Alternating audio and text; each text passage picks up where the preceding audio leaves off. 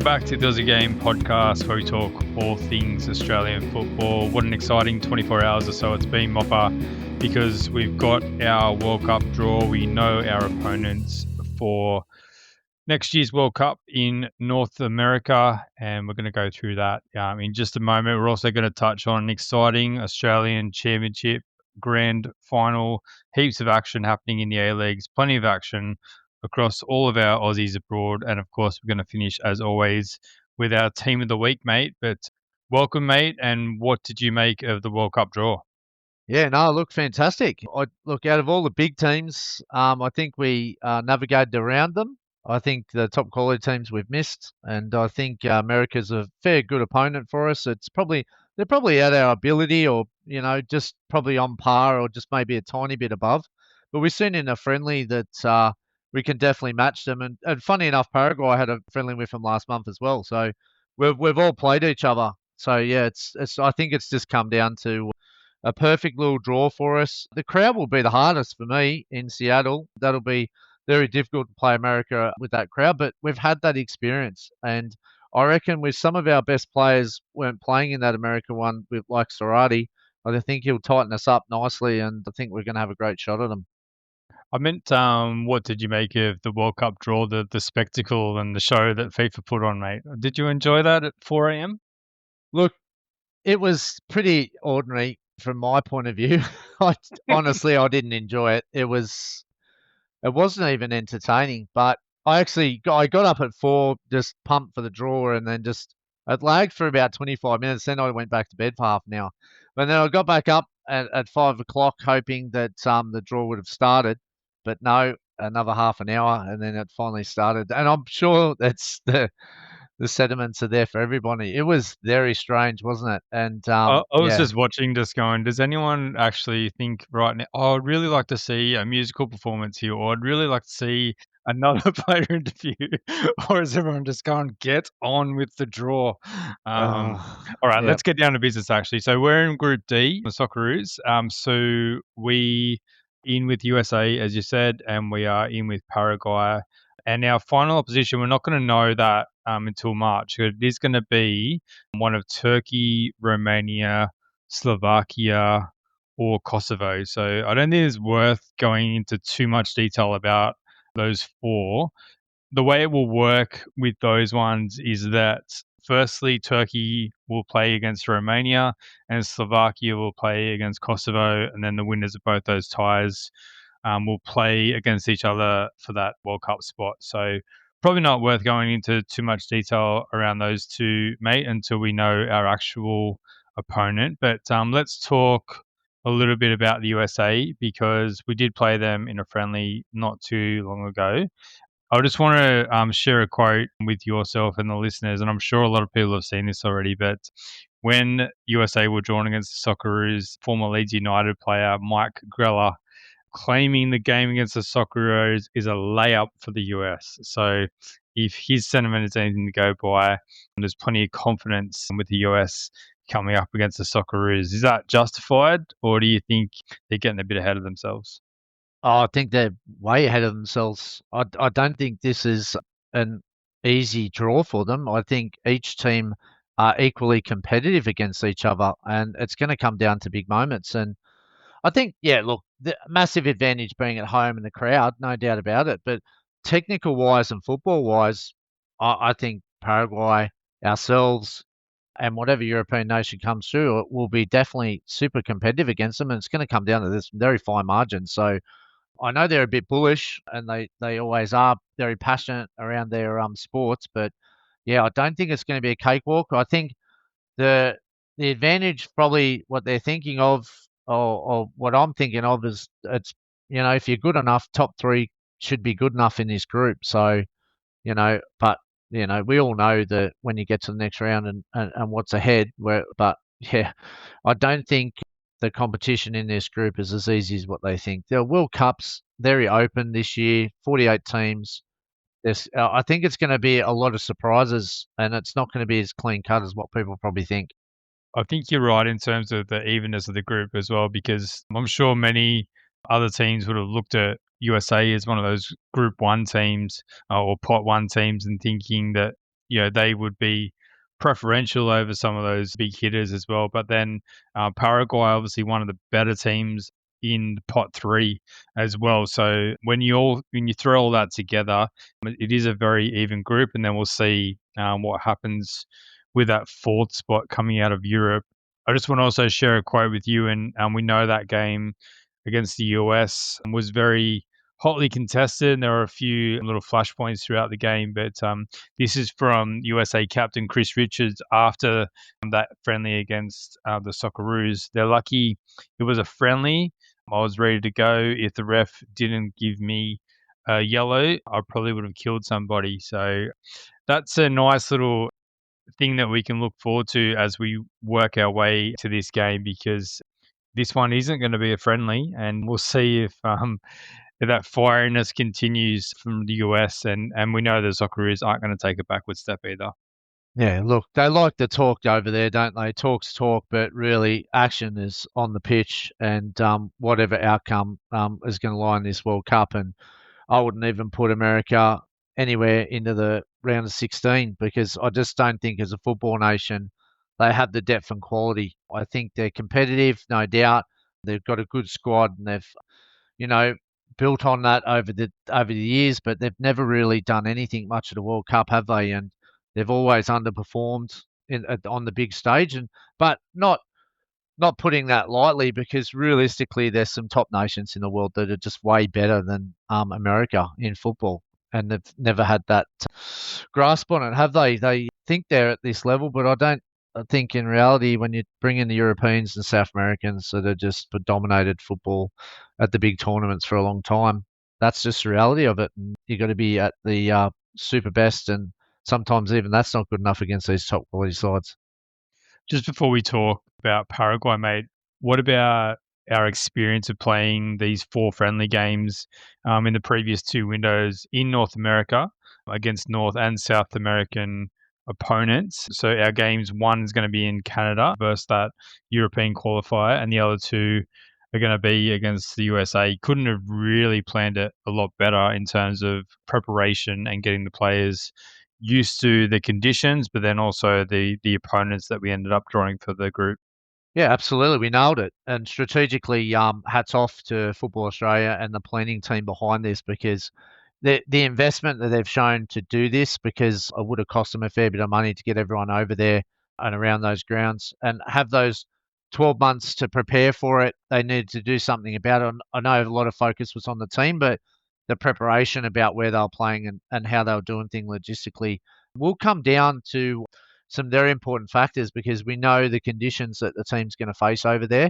It's going to be difficult with the heat and vice versa, but surrounding those in themselves in those environments will only give us a little confidence and an edge that I think we've got over many teams because we've qualified early and we've utilised that to our strength.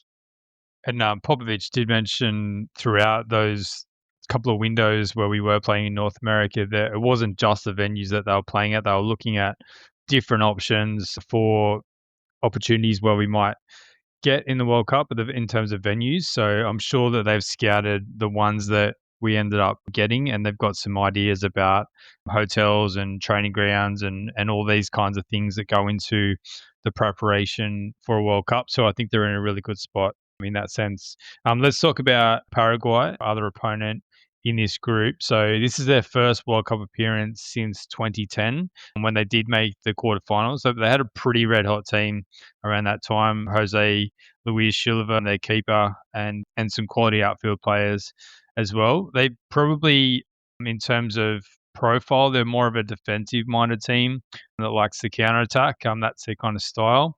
Looking at their CONMEBOL qualification, they conceded the equal second least goals in CONMEBOL qualifying behind Ecuador, who are absolutely brilliant. But they qualified finishing sixth, but they were on equal points with Brazil, Uruguay, and Colombia. So only sixth on goal difference. So they could have been as high as third if their goal difference had been a little bit better. They're pretty defensively solid. As I said, only Sorry, they only scored 14 in 18 games, with Antonio Sanabria scoring 4 of their goals, who was one of their danger players. So you can see from that, it's almost like a similar style to what we have, with it defensively solid and then like to play on the counter. That's what it seems. Yeah, look, definitely no contrast in styles here. Gómez, their captain, and Alderete are super strong at the back. Gómez is rated one of the best South American defenders, and it's proven by some of the results that they've had. Didn't really have a very good Copa America though last year. They lost all 3 games against Colombia, Brazil, and Costa Rica. But as you said, in the table, they definitely were right up there and very hard to beat, only losing 4 times.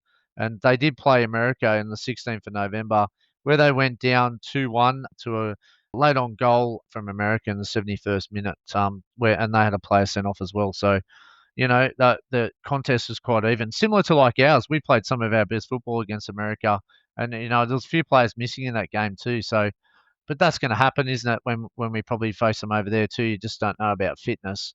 But they're a very consistent team, and yeah, we'll pose its challenges. But I think a style that will suit us, and hopefully we can like at least work on what we've seen over our opponents in South America that we've struggled to play in the past, and got those key learnings. Yeah, so a couple of familiar players in the Paraguay team. So Miguel Almirón, who was at Newcastle United in the Premier League, but is now at Atlanta in the US. Diego Gómez, promising player coming through from Brighton, and Omar Alderete from Sunderland as well. So plenty of Premier League fans will be familiar with some of their players, and I'm sure we'll be keeping a bit more of a closer eye on them as we lead up to the tournament. Just quickly, I want to touch on our potential 4 opponents in that European place. So Slovakia finished second in their group behind Germany. Kosovo finished second in their group behind Switzerland. Turkey finished second in their group behind Spain. And Romania finished third in their group behind Austria and Bosnia Herzegovina. So even though these teams are kind of getting a second chance here, you can tell that the fact that they just about all of them finished second in their group behind some quality opposition, that they're going to be some tough opponents coming through Europe. Yep, absolutely. And, like you said, it's too early to see which one will go through. Turkey play Romania and then Slovakia play Kosovo. So we'll have to wait to see which 2 teams end up in the final. And then, yeah, exciting times. And we had to get a European nation. If you're watching the draw, we'll skipped over about 3 or 4 times. We thought we had Coruscant, but Yeah, I think I texted you about 5 times. Oh, we got this team. Oh no, oh that's right. Sorry, I kept forgetting the European point. But yeah, no, it's good. Well, we have to play someone. We're as confused as Rio Ferdinand was. Oh mate, I can't blame him. I think like the shots on the crowd even was like, oh, who we got? They had no idea either.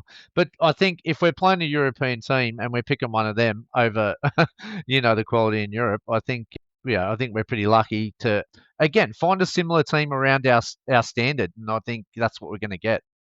So what about, we've got one more window in March to prepare for this World Cup. So the obvious one would be to try and find a European nation to try and match a bit of that style. But do you think it's trying to get 2 European nations, or would you go for another South American? What do you think Football Australia and Popovic should be aiming to do? Definitely going South American. I think that's what we have to target. I think we've had good contests against European teams, and we've played well every time we played someone. I think we need to continue to work on beating Paraguay. I think final game, it's probably going to come down to that last game. So I'd be going all out to try to tackle South America. I'd forget about North America. I'm not interested in any of them. We've played America and Canada there. So I think all out 2 games South America. Interesting. All right. So yeah, probably don't know if that one will end up coming to Australia. Could be more likely another matchup in North America somewhere, or in Europe, where our players are based. So probably might be a while till we see that one confirmed, but something to look forward to as well. So we'll leave the World Cup chat there, mate. But exciting now that we know our group opponents, and we can build into this tournament, which is only about 6 months away as we record this tonight. So we're going to move on to the Australian Championship, but I just wanted to mention that we did record an episode late last week to cover some of the PFA reporting that came out around the A-League men's competition, as well as reviewing the Matildas and a few other bits and pieces. So if you're interested in that, please go back and listen to that one. It was a very interesting chat we had, particularly around the PFA report. All right, Chief. Australian Championship Grand Final, and South Melbourne are the inaugural Australian Championship winners, beating Marconi 2-0. And it was fully deserved. They've been the best team on and off the field in the championship, despite a less than impressive NPL victorious season. In the 11th minute, if we go through a few key moments in the first half, South Melbourne capitalised on their early dominance with Manny Aguek goes on a solo run and drives the ball into the roof of the net. What do you think of the goal, mate? Oh, mate, he's just quality, isn't he? And I saw someone on X yesterday just saying that, what I think they pointed out it was Melbourne victory, but why wouldn't some A-League clubs be looking at this quality player? But yeah, got played in around the halfway line, but then from there, it was all him. Just knocked the ball into a bit of space, ran around his defenders, and what an accomplished finish. He's been a breath of fresh air. Remember that one he scored from about the halfway line? Yeah. He scored all kinds of goals and quality player. Yeah, and it didn't take them long to double the lead and assert their dominance in the first half. Aguek Jankovic then doubles the lead, climbing high and heading home from a corner in the 20th minute. Yeah, again, like they were so dangerous on those corners and the long throw-ins from Mikula as well. So they certainly weren't all that. They played some beautiful football as well, but so dangerous on those set pieces, and particularly with Jankovic's hot. And then Marconi late in the 45th minute, Damien Toscanis heads over for Marconi, their really only opportunity. And then in the second injury time, Lopez in goal for South Melbourne spills the ball. Play on was called. Marconi challenged it, but was insignificant evidence to overturn the decision. What were your thoughts? Mate, this was an interesting one. Watching live, I thought, yeah, that's a goal. I think the keeper had a bit of a howl and spilled it over the line. They didn't have a camera directly on the line to see whether the ball did go over the line. So it really was insignificant evidence to overturn the decision. Almost one of those ones where if it was given a goal, probably would have been hard to overturn the other way. They just didn't quite have the camera angles to overturn it. But yeah, whether the game would have changed from there, I'm not sure. South Melbourne was certainly the more dominant team at that point and throughout the match. But it was a big talking point throughout the game. All right, let's move into the second half. There were a few chances for both teams, but South never really looked troubled after the break. South Melbourne now turn their attention to next play in the OFC Pro League on 18th of January. No rest, mate. No rest.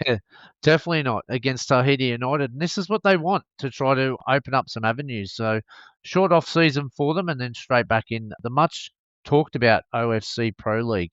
They're certainly an ambitious club, aren't they? Like that, they obviously want to be part of the A-League, but they're doing everything they can to continue to play football and expose themselves in these situations. So look, credit to them. And, I saw someone else say today as well that, this Australian Championship probably wouldn't have happened without South Melbourne persisting with it. So it almost is a credit to them and it makes sense that they're the inaugural champions. Oh, absolutely. And, if we go back to the NSL days, they were the custodians, weren't they? They were very successful. They've always maintained their model and business model, even back in the State League, and obviously have high ambitions. And so they should. They should be challenging to be at the best of the best. So well done. If we look at the grand final MVP, we had Marko Janovic was the MVP for the game.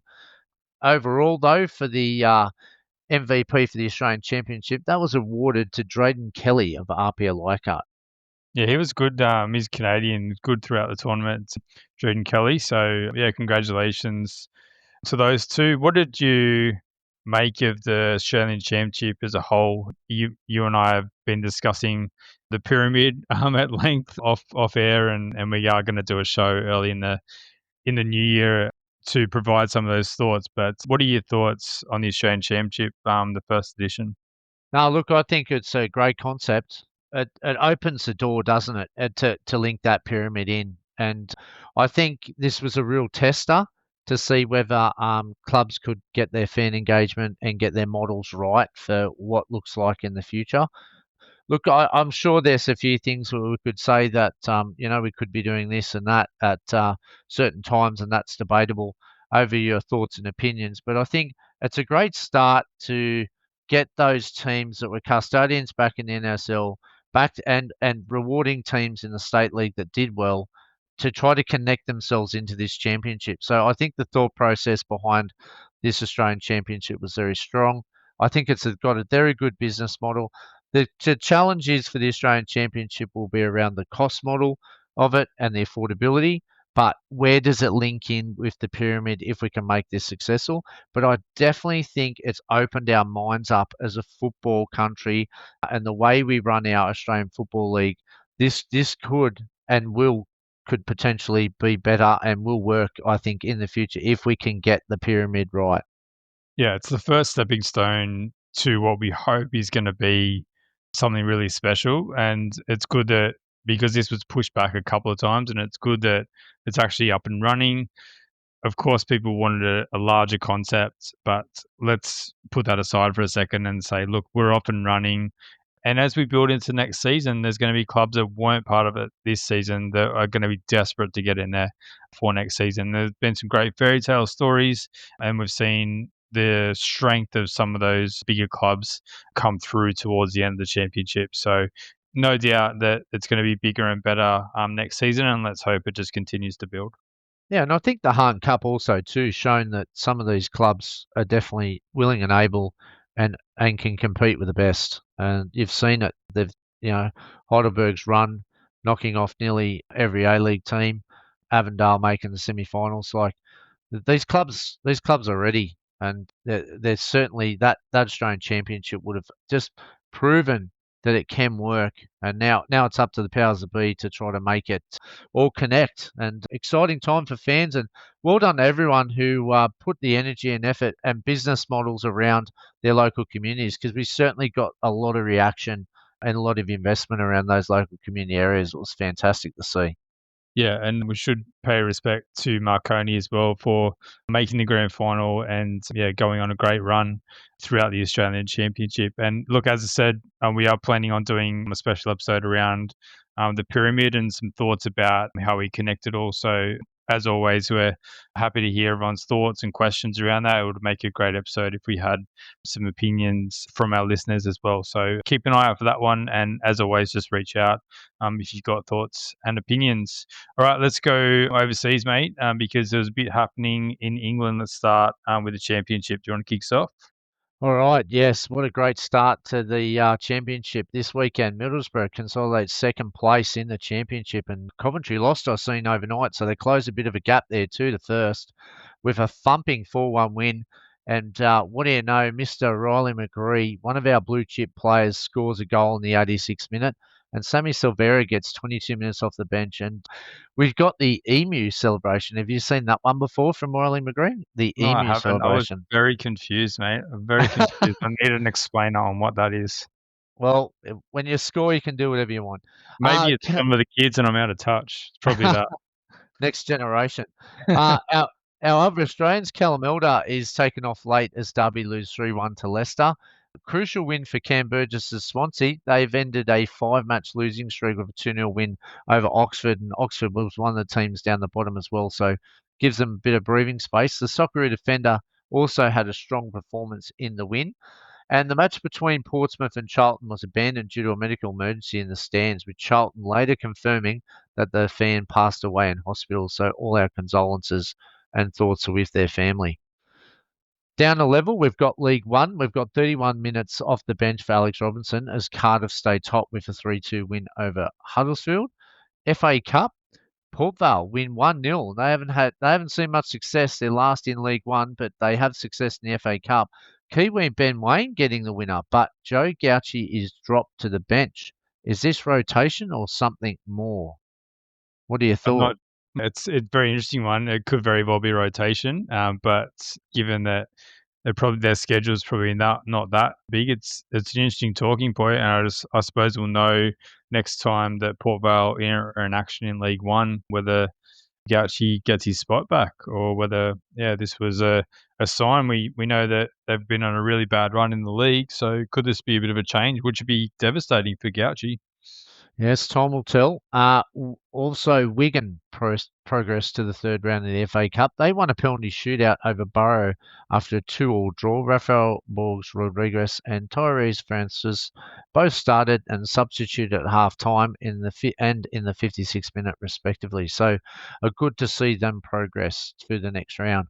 Now, this one, Chief, I was very excited about because our girl, Kyra Cooney-Cross, was starting as Arsenal scored late to grab a 2-1 win over Liverpool. Steph Catley and Cross obviously both started. Catley obviously assisted the first goal with a good assist. Caitlin Ford also got 43 minutes off the bench. So great to see all three Aussies after their friendly wins against New Zealand 5-0 and 2-0 get straight back into action. They had the early game too, so there wasn't much rest in between, and maybe that was the reason Kyra Cooney-Cross didn't start against New Zealand that second game, because she was definitely in the starting 11, and that is exciting news for all Matildas fans. Yeah, we'll see how some of the other Matildas back up when they're in action tonight. But I did notice Winnie Heatley was on the bench, unused for Roma. So, a few didn't make it back into their starting positions. But as I said, great. Obviously, Steph Catley's a regular in the starting team, but good to see Cooney Cross continue her upward trajectory for game time. Let's go to Scotland, mate. Martin Boyle scored a penalty in a 76-minute performance as Hibs beat Falkirk 3-0. Jack Idle plays 90 minutes and gets the clean sheet in that one. And then Apostolos Stamatolopoulos converts a penalty as Motherwell's unbeaten run stretches to 8 games after dispatching Livingston 3-0. We thought they might have a bit too much for Livingston. Johnny Kachumbas plays 70 minutes while Oscar Priestman gets 20 off the bench. And then for Livingston, Teddy Yangi plays a full game while Ryan McGowan gets 20 off the bench. So we got a question or a comment around Kachumbas in particular from CM Punk is back, saying Kachumbas and Stensness have got to be in the World Cup squad. Kachumbas has been great for Motherwell. If I was Popper, I'd go with Stensness, Sakati, Miller as centre backs, Iredale, Truan, Karacic as backups, and then Katrumbas as the right back options, and Boss Italiano for the left back options. I mentioned Katrumbas to you last week, so you weren't so keen on him, but look, if he keeps putting in these solid performances, you never know if you might be on Popovic's radar. Yeah, he hasn't been capped for Australia, but he has played in the Australian under-23s a couple of times. He's only played 18 games for Motherwell, so he's building nicely, and all he can do is do what he's doing now. And he's been very consistent this year with Motherwell, and he's putting all the right foot forward. And Lewis Miller, we've seen a couple of challenges from the right back, but a few injuries as well. So you never know, that March window, I believe, is still open for a few players. So you never know.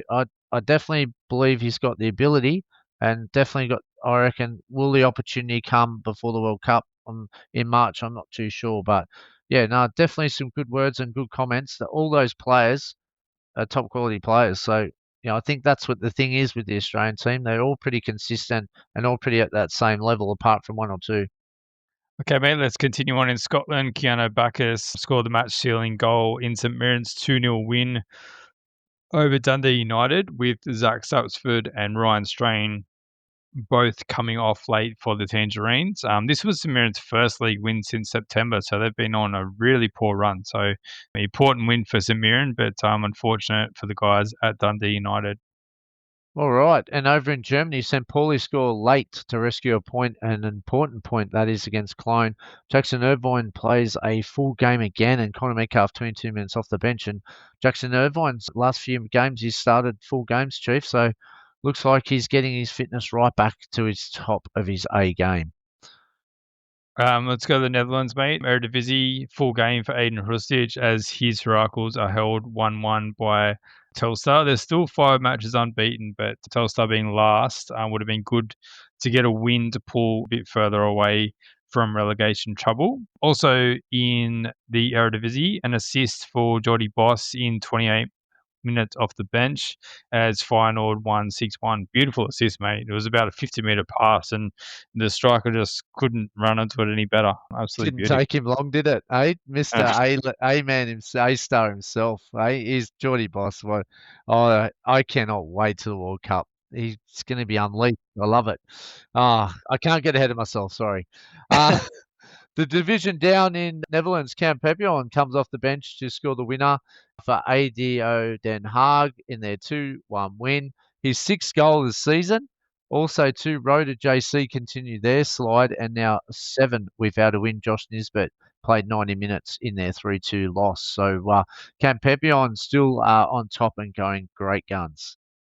Czech Republic, Garan Qualls, game time continues, getting 28 minutes off the bench in Sparta Prague's 1-0 win. And then the top of the table clash in Croatia, Hajduk Split conceded a late goal. I think it was like 90 plus 12 minutes against Dinamo Zagreb. They missed the chance to go top.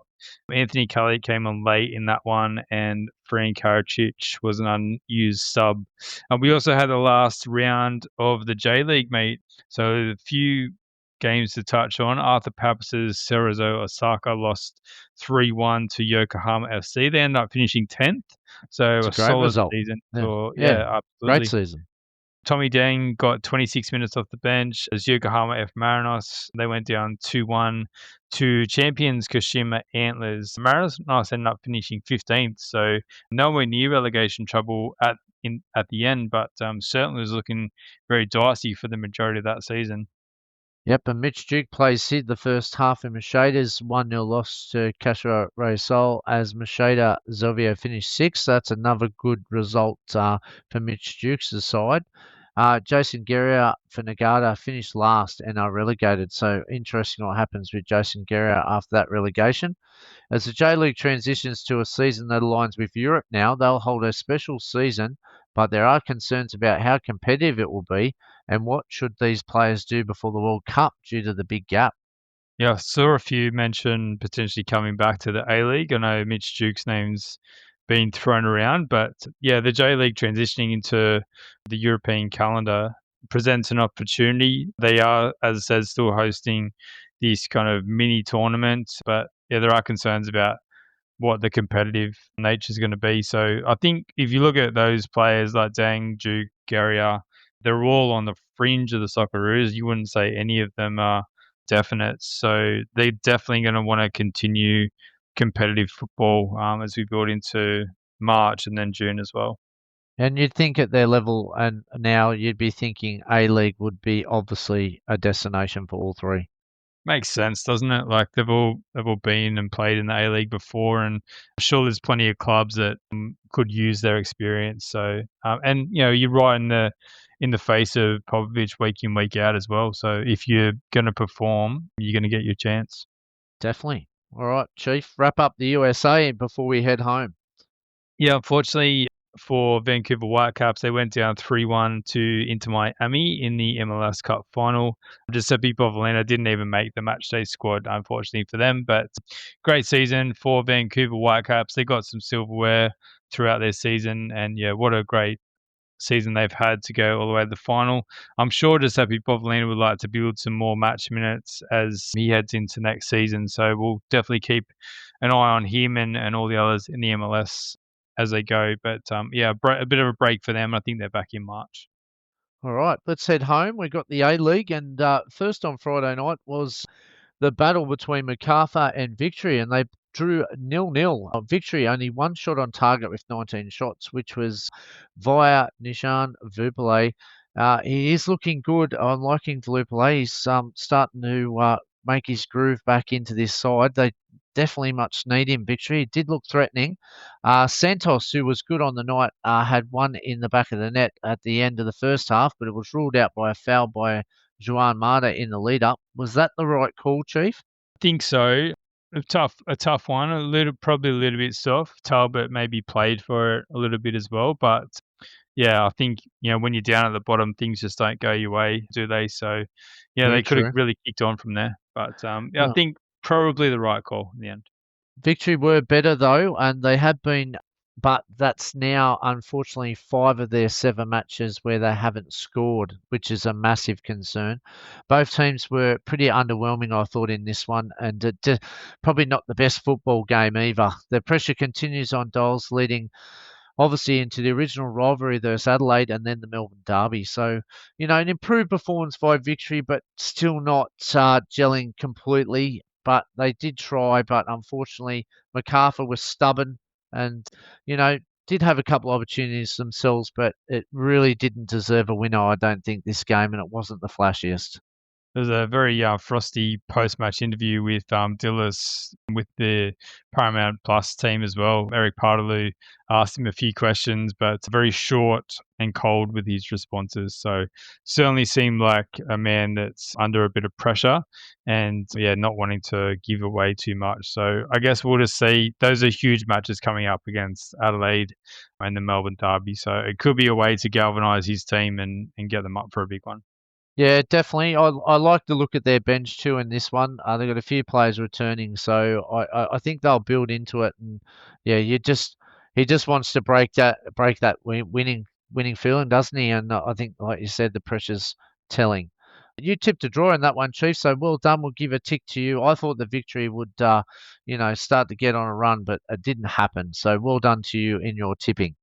All right, let's go Perth versus Wanderers. That was a late game on Friday. Sebastian Despotovsky scored his first A-League goal to open the scoring in this one. Very opportunistic goal. I think Kucharski knocked it in and then he just flicked it to the goal. So well done to Sebastian for his first goal. It was a bit chaotic. Trent Osler sent off for a second yellow just before half time. Really silly challenge, knowing that he was already on a yellow. I think it was Simmons who was bursting down the wing, and he just slid in. So, kind of one of those ones where you give the ref an opportunity, but he was always going to be sent off. But credit to Glory, their keeper Matt Sutton made 5 saves, including one from point blank range from Crieff header in a player of the match performance, and they held out for the 1-0 win. So certainly Perth Glory teams of the past wouldn't have shown that kind of resilience, but Adam Griffiths is certainly building something with this team, and they've now won 3 in a row. So should Adam Griffiths be given the permanent job at Perth? Yeah, absolutely. Why not? He's gone in there. He's been with the club. He knows the foundations. Just why go through? How long have we been looking for a coach now? Why go through all Well, that? Village was sacked after round 2, and we've Yeah, now just completed round 7, is it? Yeah, yeah. so It's just I just don't see the point in putting someone else on. He's doing well. The players obviously respect him, and I just follow the lead. And I think he'll take you somewhere. Like, look at the bounce back that he's done. So sensational job. And even though they didn't win those first couple, they're still a lot more competitive. But they were just looking for that breakthrough, and he's got it. Now they've got a bit of confidence. So what do you think? I think you should just be given the Guernsey. I think save your money and stop wasting your time trying to hire someone that you can't get.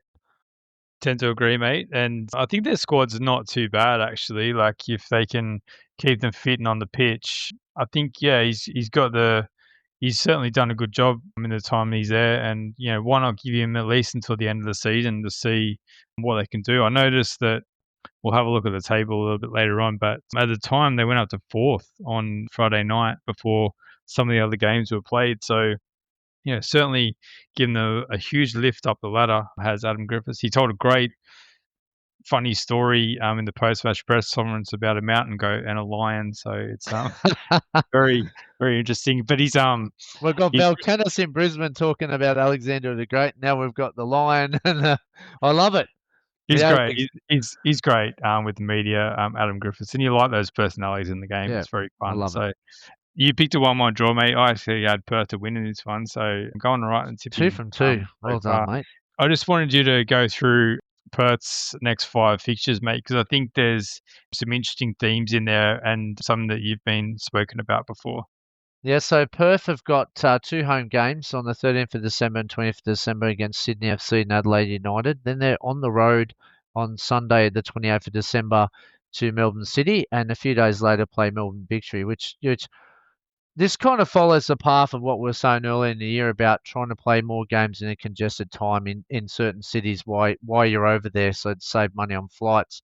A few people thought about around accommodation, but I thought fitness and recovery for the players being in a one city and then playing two or three teams at once just makes sense. And we've seen that in the Asian Champions League when Melbourne City went over and played all their group games in the 1 week, which I thought was a very smart move, especially when you're talking about that distance derbies and the distance that they have to travel. So it's, I think, a good concept and should be looked at more in football, especially around our continent.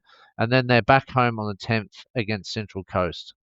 Yeah, well, as you said, like including the game they just played against the Wanderers, that's three home games in a row for Perth, so limited travel there or no travel, and then yeah, you get to knock off two of those Melbourne teams in the space of a couple of days, and then head home for another game. So it just makes a lot of sense, and I'm not sure.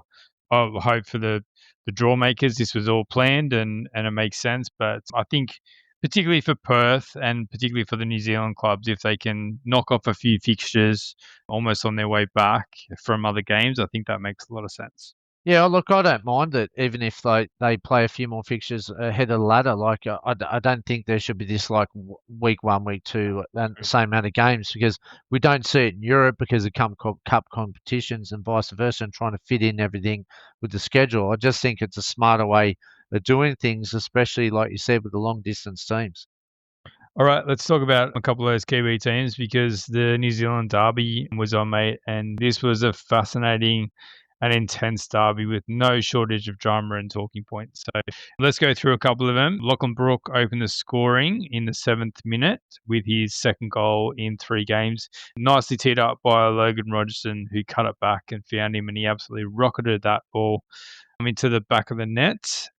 Mandrake James was sent off in the first minute of the second half for denying a goal scoring opportunity. I thought this was a bit harsh. There was a defender coming across, but Adam Kersey, I think, is the referee in this one. But yeah, he's given the decision, and obviously VAR hasn't seen anything wrong with it. But yeah, I thought a bit harsh. But that didn't seem to dampen the spirits of Wellington Phoenix because Alex Rufer unleashed a rocket from the edge of the box. Lockie Rook had a bit of an air swing, and Alex Rufer pounced. And geez, lucky the net was there. That ball might still be moving.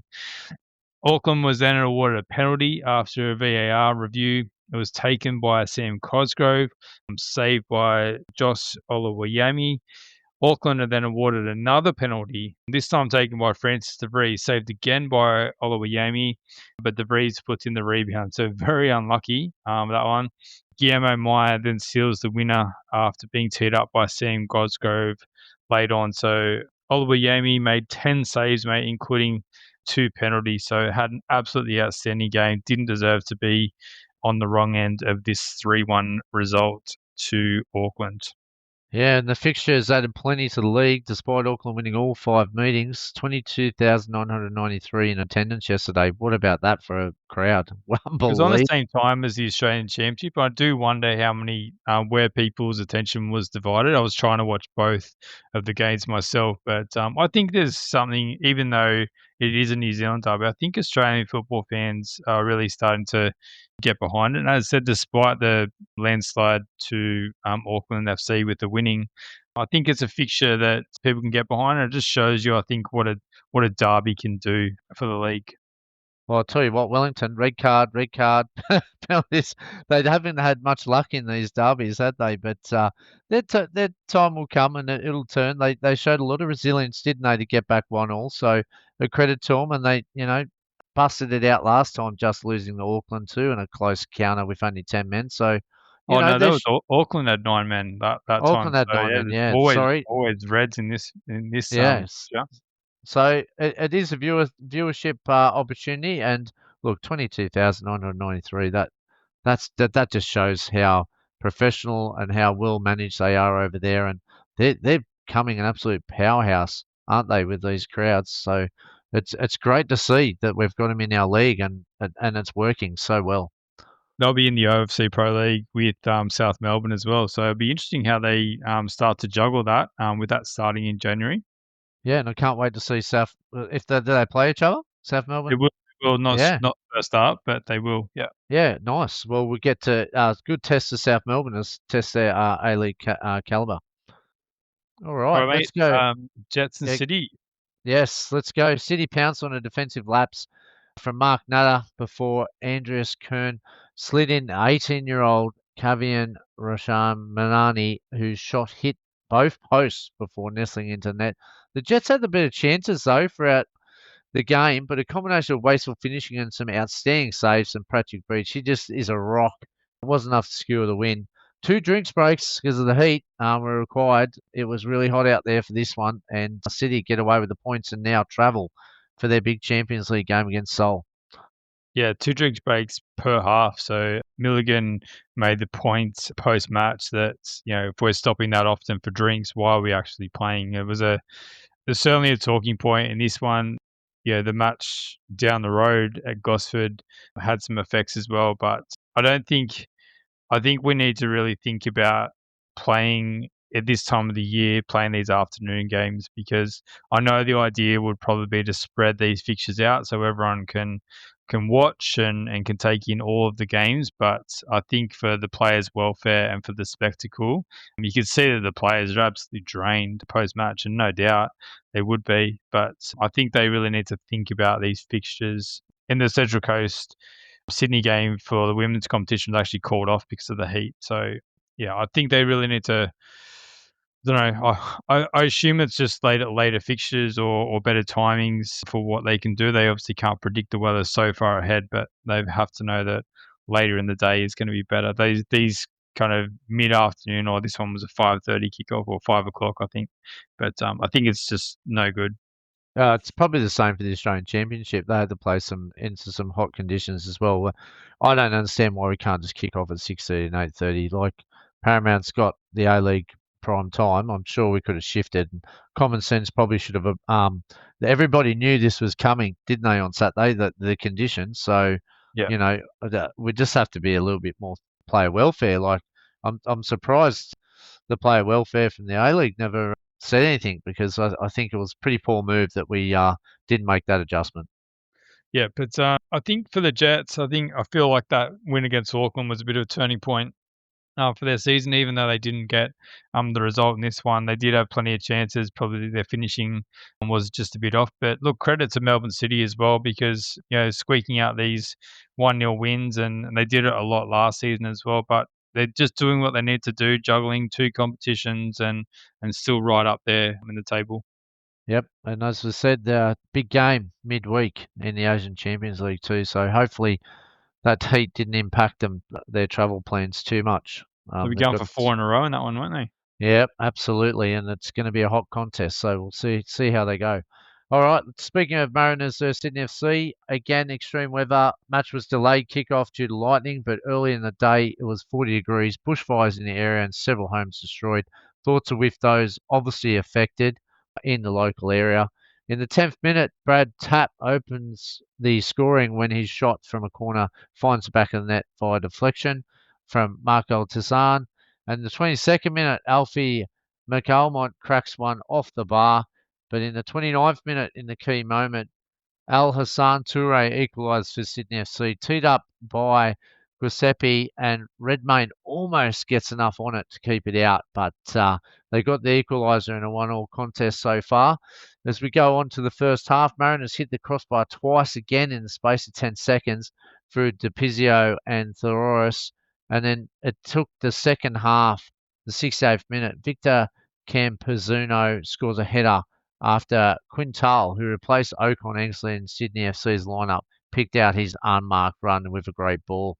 The Mariners were very good in this one and could have easily got something out of it, but unfortunately fell 2-1, and Sydney FC remained top ahead of Auckland on 15 points and Auckland on 14 respectively. Yeah, credit to Mariners.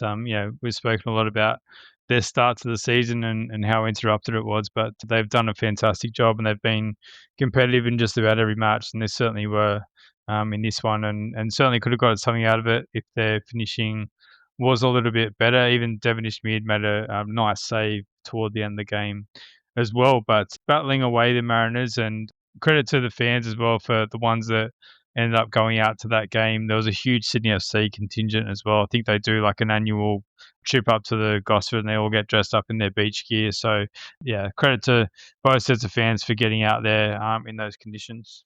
Yeah, that's what it's all about. And the big three have found the top, haven't they, Chief? Sydney, Auckland, and Melbourne City in the top three positions. Yeah, they certainly have, mate. There's a match going on right now as we speak, and that's Brisbane Roar 0-0. versus Adelaide. So 0-0 in that one so Yep. far. But if Brisbane can get the result there, they'll jump back into that top three. But certainly it feels like a few of those top teams are rising to the top. Perth up there on the back of that 3-match run. So just shows how tight the league is and how quickly you can go on a run and move up the table. Still very congested from fourth down to about 10th in the league, but maybe the Jets and the Victory starting to slip away. But we'll see if they can get themselves in order throughout the season. And just touching on the women's, the majority of the games were played today. So I'm just going to run through some of the results, mate. We did have one game on Friday night when Canberra United upset Melbourne Victory 3-1. So great start for Canberra United. They had a bit of a shaky start of the season, but they've come together quite well. Earlier today, Melbourne City got a late goal to beat Wellington Phoenix 1-0. Brisbane Roar got a 3-1 win over Adelaide United. In the Sydney Derby, Western Sydney Wanderers and Sydney FC played out a 0-0 draw. And then currently, Central Coast Mariners and the Newcastle Jets are at 1-1. Obviously, that match was supposed to be played yesterday, but has been moved to today. So, yeah, same again in that league. I think some of those top teams are starting to rise to the top. Melbourne City got a few games in hand.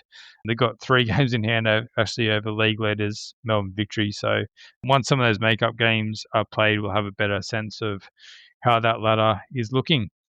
All right, Chief, that's time for Team of the Week. And run us through the Team of the Week before I announce my super sub. All right, mate, we're going with Patrick Beach in goals. He continues to go from strength to strength and really giving Popovic something to think about for the Socceroos squad for the World Cup. Harry Politidis is going to play at left back. He was really good. He was one of the shining lights on Friday night in a pretty disappointing effort across the board for most players. Aguek Jankovic from South Melbourne for his goal and man of the match performance in South Melbourne's Australian Championship win. Gianni Stensnes, this was back last weekend, but just after we recorded, as he and Nick D'Agostino won the title in Norway. Sasha Grove was very good for Canberra United in their match on Friday night. Tiago Quintal, I thought he played very well for Sydney FC against the Mariners. Looks like Ocon is going to be out for about 4 to 6 weeks, so Quintal might get a bit of an extended run in the team, which would be really great for him. Rylan McGree is going to play in that midfield with him on the back of his goal. Keanu Bacchus for his goal as well. And then what about this dynamic front line? Manny Aguek leading the line for his performance in the Australian Championship Grand Final. Sebastian Despotovsky for his first A-League goal. And then Cam Pipion continues his great form for ADO Den Haag. And what about your super sub, Mopper? Well, it's the penalty man himself. He never misses from the spot, does he? And Motherwell are on a absolute run at the moment.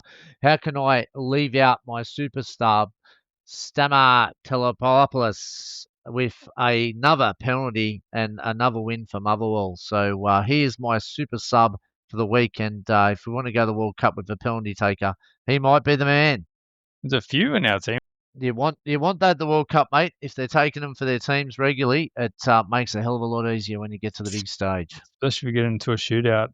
Don't forget, mate, we've got that huge match between Celtic and Hearts taking place, and that probably would have happened by the time you listen to this, but that's happening at 2 a.m. tomorrow morning, and plenty of action as our Aussies continue throughout the week. So we're definitely leading up to that very, very busy Christmas period where there's just fixtures day after day after day. So plenty of players are going to be very busy as we lead up to Christmas. That's it. And I think overall, we have to congratulate the South Melbourne Football Club for their title for the Australian Championship. And well done for the inaugural winners. Wish them very well in January when they come back for the OFC. But congratulations to everyone who participated and made the Australian Championship happen, because it's really starting to get Aussie fans and power brokers thinking about what could be next. Absolutely, mate. Well said. All right, that's going to do us for this episode. Thank you very much, Mupper, and thank you everyone for listening. We'll be back on Sunday to record as usual. In the meantime, enjoy football. All the best.